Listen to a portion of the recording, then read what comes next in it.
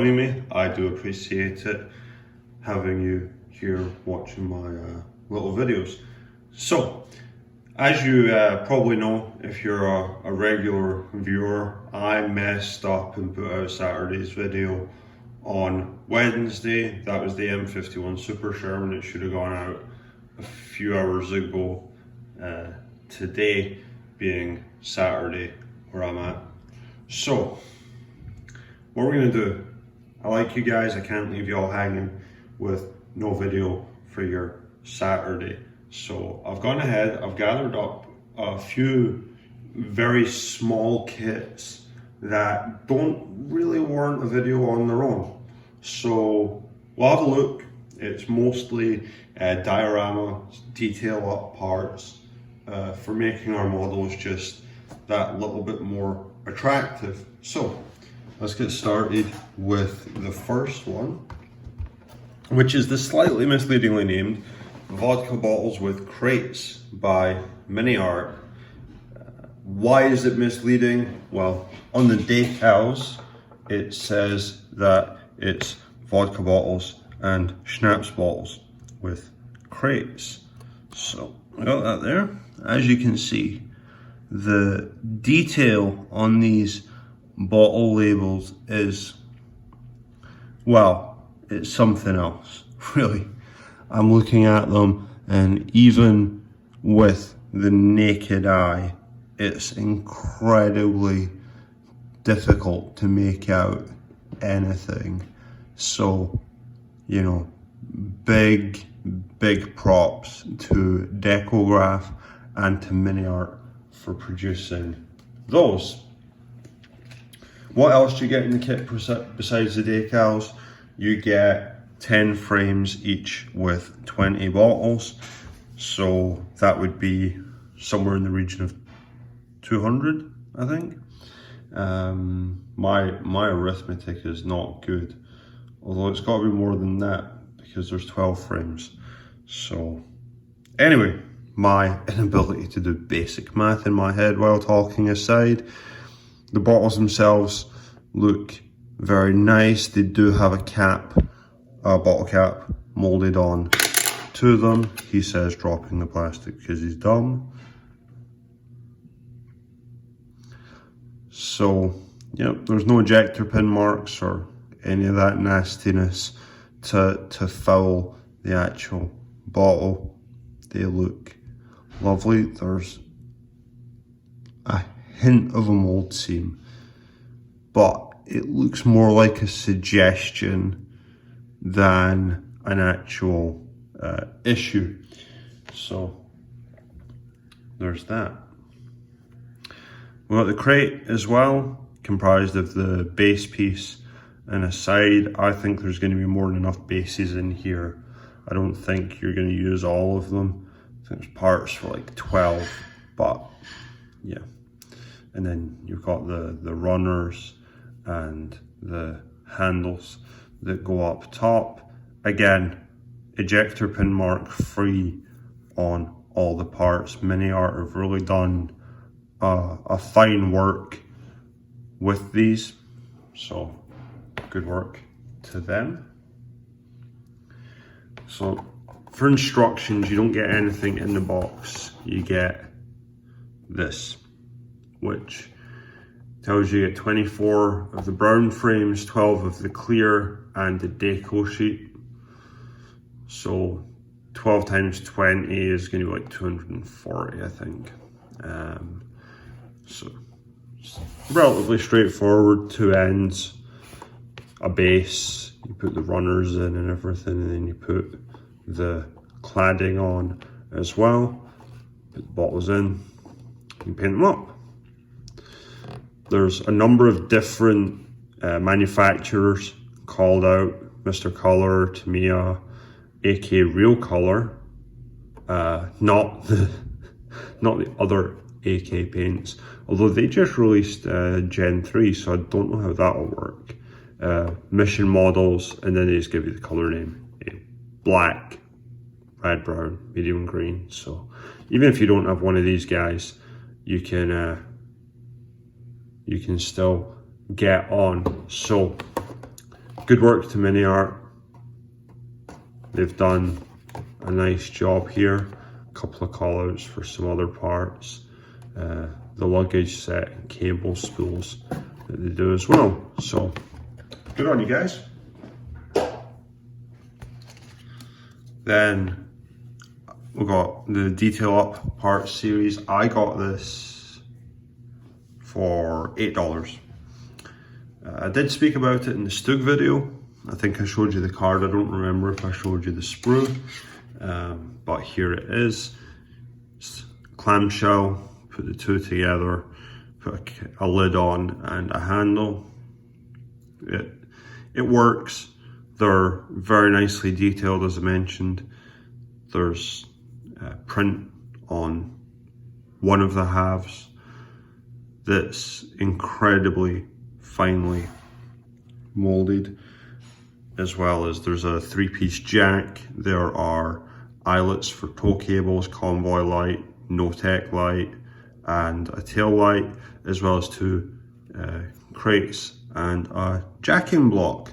So for $8, I would say, looking at the plastic, it's good. All the ejector pin marks are hidden, and you get a relatively straightforward sheet of instructions. I would think that for colors, I mean, they do call out the XF, but for the most part, I would think that color it per the instructions on the kit that you're building. You know, that would make more sense to me. But anyway, we got something here. This is the jerry can set. This was, again, I think it was about $8 or $10. It wasn't frighteningly expensive for what you get. It's got jerry cans as well. I believe, yep, as it says in the box, 9 US, 9 German. So we've got those ejector pin marks all on the inside, so when you put them together, you're not gonna see them. These are the German ones up here. To compare to the Detail Up set, they're not as nice. They're molded as a single part. They don't have any print on them, any writing or anything. But when you consider the price difference, negligible. So, the other one here we've got 6 new barrels that aren't beaten up, and then we've got 6 that have had a good kicking. Ejector pin marks on the inside, just a case of glue them together, get rid of the mold line and send it. And then we've got 4 buckets, because what is German tanks without buckets? The ejector pin mark on these is right down in the bucket. So I'm not really sure how they could have avoided that, but I think if you put some very thin Mr. Surfacer or something down there, or maybe just some dust or something, just to kind of flatten it out, then that should be okay. And for instructions, I mean, relatively straightforward. Everything matches. The only difference is the barrel top and bottom are different for the dented and undented version, although they look the same on the sprue. No XF color call out. I presume that's what this is, but it's in Japanese, so yeah, not too sure about that, but it is as it is. It could be something completely different. If you read Japanese, please do feel free to let me know. I'm actually kind of interested now. So we got that. And then our last set is the other Tamiya one that I have. It's the barricade set, in that we have some logs. These are for building up the rolled barbed wire infantry obstacle. To have a good picture in the back. No. I'm probably going to use these on Russian vehicles or as additional armor on the sides of American or Finnish vehicles, but they're very, very good. They do have an ejector pin mark, not on this side. On this side, they have an ejector pin mark right here on this particular guy. Let's see. See if we can catch the light and show you.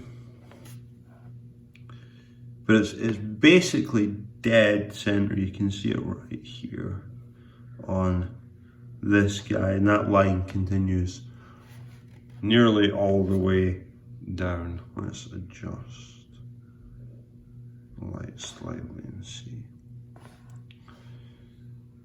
They are there. They're relatively shallow, but you can see that something very flat has interfered with your woodwork. The other thing that you get is girders and triangles for making the hedgehog style tank traps, which this young gentleman is stick welding together here. So got those. The ejector pin mark on these is again dead center, easier to catch the light on a nice flat part. So I'm not sure how you would deal with that. I would be tempted just to weather it up. I want to put one of these together and try some weld seam stuff on it, just to see how it goes. I think that would be very interesting.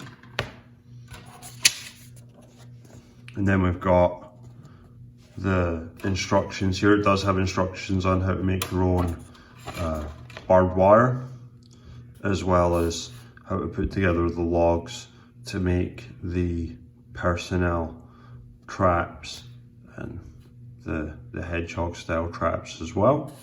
So yeah.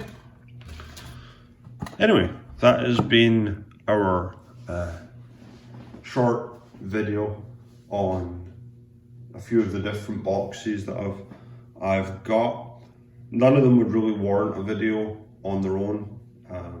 So kind of figured, instead of leaving you without because of my mistake, put them all together and give you a little bonus video for your Saturday viewing. Thank you very much for sticking with me this long. Do appreciate y'all. Don't forget to like and subscribe. And if you think this video would be a benefit to anyone, please do go ahead and send it to them. I greatly appreciate your support, and have an excellent day. Thank you.